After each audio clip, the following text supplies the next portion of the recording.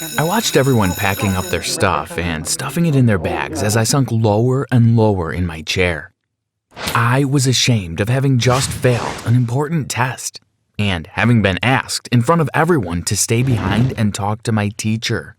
He sat on his desk with his hands on each side, the way teachers do when they're disappointed. I shamefully walked to the front and sat down, crossing my arms. But before I go on, please take a second to like and subscribe if you haven't already. We really appreciate it. Daniel, would you care to explain what led you to score so badly on the test? He asked in his usual proud tone. I didn't study, sir, I said simply. I was never the type to make excuses. I just didn't study, and that was that. I've talked to your other teachers, and you seem to be failing most classes, he said. We think you should get a tutor, or you'll fail the year. I wanted to slap myself in the forehead. It was so embarrassing. Now I had to get tutored by some nerd. They were probably going to make me stay inside during breaks studying while watching my friends play basketball outside. I was already dreading the whole experience, and it hadn't even started. The next day, my teacher really did make me stay inside during recess. He did that condescending thing where they put their hand on your shoulder and walked me to the library. It was mostly empty, but at the back I saw all the nerds my friends made fun of, talking about computer software or something like that. However, this one girl stood out. I caught myself saying, "Whoa," under my breath. I had never seen her before because my school was huge. She was gorgeous. Everything from her hair to her smile and her bright eyes was mesmerizing. Who is she? I asked myself. I expected my teacher to take me to the back of the room and make me sit with the weirdos. But suddenly, I was face to face with the prettiest girl I had ever seen. Dan, this is your tutor, Molly, he said, and then he walked off muttering something about not getting paid enough and teenagers being the worst, as per usual. I was kinda speechless in front of my new tutor, Molly. It sounded like the most beautiful name because it was hers. Nice to meet you, Daniel, she said, smiling at me brightly. I tried to say something, but my voice cracked.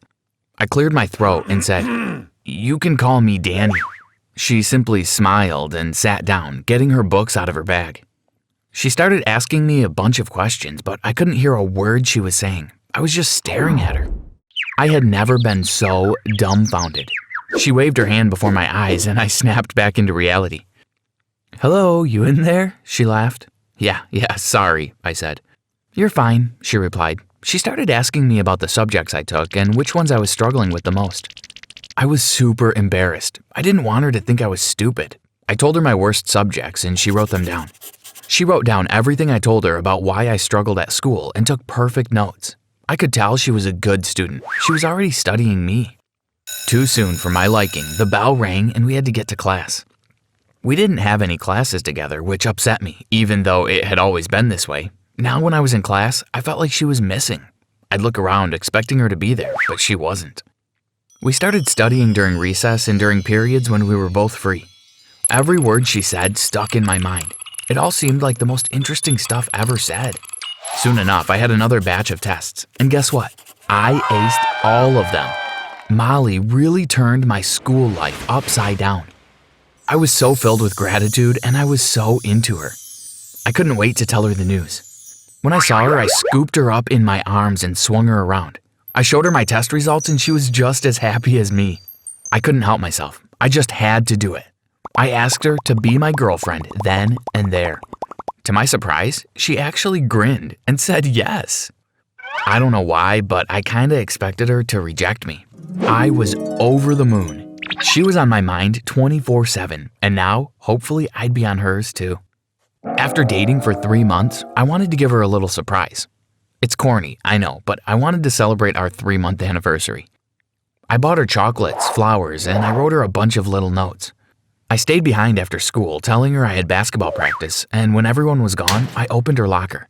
I was about to put all the gifts in for her to see first thing in the morning next day when she got to school, but something glimmered in the back of her locker. I reached for it, expecting it to be something light, but it was a very heavy book, a photo album. It was ratty, messy, and full of glitter. The glitter got everywhere on my hands and pants. I opened the first page and my mouth fell open in shock. It was a picture of my history teacher, the same one who introduced me to her, and it was surrounded by hearts. Every page had a picture of a male teacher at my school surrounded by hearts, glitter, and different messages like husband or love of my life. I was so creeped out, but I hadn't even gotten to the worst part yet. I flipped through every page until I reached the last. It was a picture of 3 people. It was so unbelievable. It took me a second to process. It was a picture of me, my mom, and my dad. Kinda odd for it to take me a second to figure out it was my family, right? Well, that's because my mom's face was cut out, and mine was angrily scratched up. It was like she took a pointy object and started scratching. My dad, on the other hand, he was perfect. He had even more hearts around him than all the teachers put together. Even more glitter and even creepier messages. My hands were cold, my face pale as I stared at this shrine to my dad. My girlfriend was obsessed with my dad. I didn't know what to do. I panicked, so I stuffed all the anniversary stuff in her locker and shoved the album in my backpack. I ran home as fast as I could. I needed time to think. The next day, Molly ran to me in the hallway and hugged me because she opened her locker and found all the gifts I had gotten her. She hugged me tight, but I just stiffened. "Danny, you shouldn't have," she said, her cheek against my chest. She tried to kiss me, but I swerved it by pretending I had to sneeze. I avoided her the rest of the day. She tried to talk to me a bunch of times, but I dipped down and blended in with the crowd. Like I said, my school was huge. A few people told me she was looking for me and where she was, but I just used that info to avoid her even more. I watched her go to her locker at some point, hoping she wouldn't notice her album was gone, but of course she did. She started twitching, sometimes her neck, sometimes her eyes. She looked like a person going through withdrawal. I was about to leave school at the end of the day when she grabbed my arm and without saying a word, dragged me to the library. I wasn't about to make a scene in front of the entire school, so I let her drag me. She sat me down on one of the couches and reached out to touch my cheek, but I flinched. "Danny, what's wrong with you? Why are you avoiding me?" she asked me with pleading eyes, but not being able to stop scratching the back of her neck in nervousness. "Nothing, Molly." She kind of flinched at me calling her by her name. I always called her by some sort of pet name.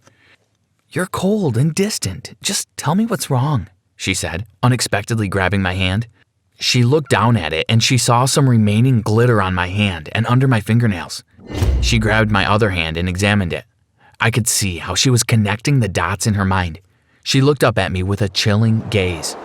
I immediately stood up and ran out of the building.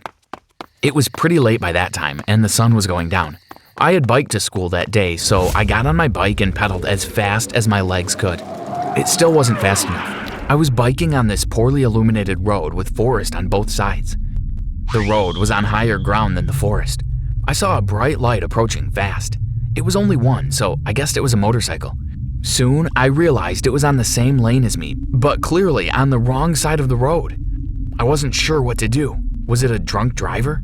The closer they got, the closer I could see the person on the bike. It was Molly. She looked absolutely deranged. She was driving full speed right at me. I realized she wanted to crash into me, and right before the moment of impact, I leapt off my bike and off the road, tumbling into the forest. My bike went flying. The motorbike was much heavier.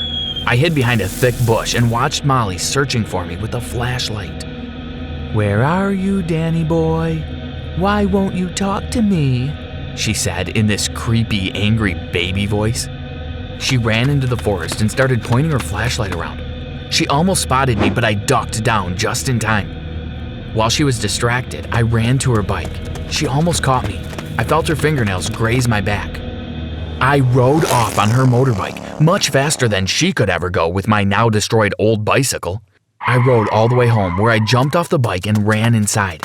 I saw my parents in the kitchen, my dad reading a book out loud to my mom while she grabbed a plate for something. "Oh, sweetie, you're finally home," my mom said. "We were just about to eat these brownies your girlfriend brought over earlier."